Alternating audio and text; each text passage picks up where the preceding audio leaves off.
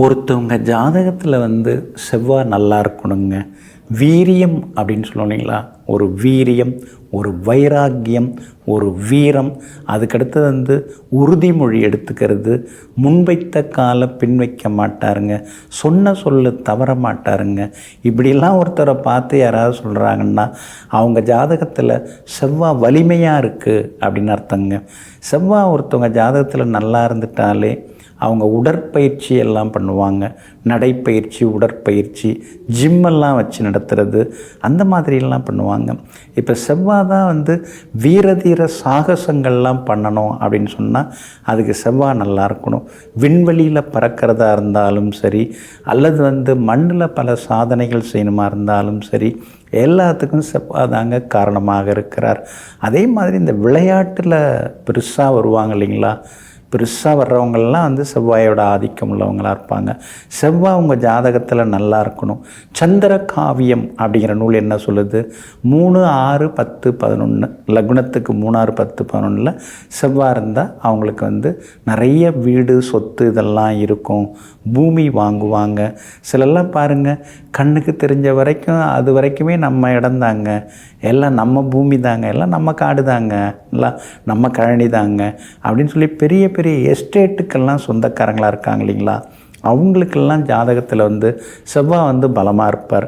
செவ்வாயோட பரம எதிரிகள் அப்படின்னு பார்த்திங்கன்னா சனி பகவானும் அதுக்கடுத்து ராகுவும் தான் பரம எதிரிகள்.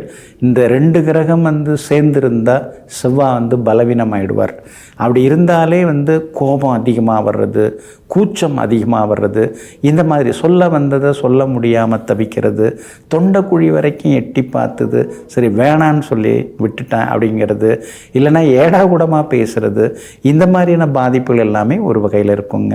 இந்த செவ்வாய் ஒருத்தவங்க ஜாதகத்தில் நல்லா இருந்துட்டால் அவங்க வேகமாக இருப்பாங்க. எந்த வேலையை தொட்டாலும் முடிச்சுட்டு தான் அடுத்தது மற்ற வேலை அப்படிங்கிற மாதிரி எல்லாத்தையுமே வேகமாக பார்ப்பாங்க. இந்த செவ்வாய்க்கு சில தோஷங்களையும் பழைய நூல்களில் சொல்லப்பட்டிருக்கு. இருந்தாலும் செவ்வாய் தான் இருந்தால் தான் ஒரு வைராக்கியம் இருக்கும். அதே மாதிரி தாம்பத்திய வாழ்க்கைக்கும் செவ்வாய் ரொம்ப ரொம்ப முக்கியமான கிரகம். ஏன்னா ஹீமோக்ளோபின்லாம் அதுக்கு அந்த இரும்புச்சத்துக்குரிய கிரகம் அப்படின்னு எடுத்துக்கிட்டாலே ரத்தம் நல்லா இருக்கணும், ரத்தம் இளமையாக இருக்கணும், ரத்தம் சுத்தமாக இருக்கணும். அப்படிலாம் இருக்கணும்னா செவ்வாய் நம்ம ஜாதகத்தில் நல்ல இடத்துல உட்கார்ந்துருக்கணும். ஏன்னா அவர் நல்லா இருந்தால் தான் அந்த துடிப்பு இருக்கும், அந்த இரத்தத்தினுடைய அதில் இருக்கக்கூடிய இதெல்லாமே சேர்மானங்கள் எல்லாமே கரெக்டாக இருக்கும். லிம்போசைட்ஸ்லேருந்து எல்லாமே ரொம்ப கரெக்டாக இருக்கும். ரத்தத்தில் கொழுப்பு ஏறுறது, ரத்தத்தில் சூடு அதிகமாகி ப்ரெஷர், பிபி அதிகமாகிறது, இதெல்லாம் செவ்வாய் பலவீனமாக இருந்தால் வரும்.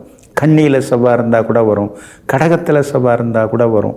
செவ்வாயும் சனியும் சேர்ந்திருந்தாலோ பார்த்தாலோ கூட இந்த மாதிரியான நோய்கள் எல்லாமே கொடுக்கும். சிலருக்கெல்லாம் பைல்ஸ் எல்லாம் பாதிப்புகள்லாம் வர்றதெல்லாம் நம்ம பார்த்துருக்குறோம். உடல் உஷ்ணம் அதிகமாகலாம் இருக்கும். அவங்களுக்கெல்லாம் செவ்வாய் லக்னத்தில் உட்கார்ந்துருக்கும், இல்லைனா லக்னாதிபதியோடு சேர்ந்து உட்கார்ந்துருக்கும். மெடிக்கல் அஸ்ட்ராலஜியில் பார்த்திங்கன்னா செவ்வாய் ரொம்ப ரொம்ப முக்கியமாக பேசப்பட்டிருக்கு. அதனால் ஒருத்தவங்க ஜாதகத்தில் செவ்வாய் நல்லா இருந்தால் அவங்க பெரிய பெரிய விஷயங்களெல்லாம் பண்ணுவாங்க. நெருப்பு, மலை, காடு இதுக்கெல்லாம் அதிபதியாக இருக்கிறவரும் செவ்வாய் தான். குன்றிருக்கும் இடமெல்லாம் குமரன் இருக்கும் இடம்னு சொல்லுவாங்க இல்லைங்களா. முருகப்பெருமானின் ஆதிக்கம் உள்ள முருகப்பெருமானுடைய, அதாவது அவருடைய ஆசீர்வாதம் பெற்ற கிரகம் செவ்வாய். அதனால் செவ்வாய் எங்கே வேணாலும் இருக்கட்டும், ஆனால் நாம் முருகப்பெருமானை வணங்கினால் அந்த செவ்வாயால் கிடைக்கக்கூடியதெல்லாமே செல்வங்கள்லேருந்து எல்லாமே நம்ம சேருங்க.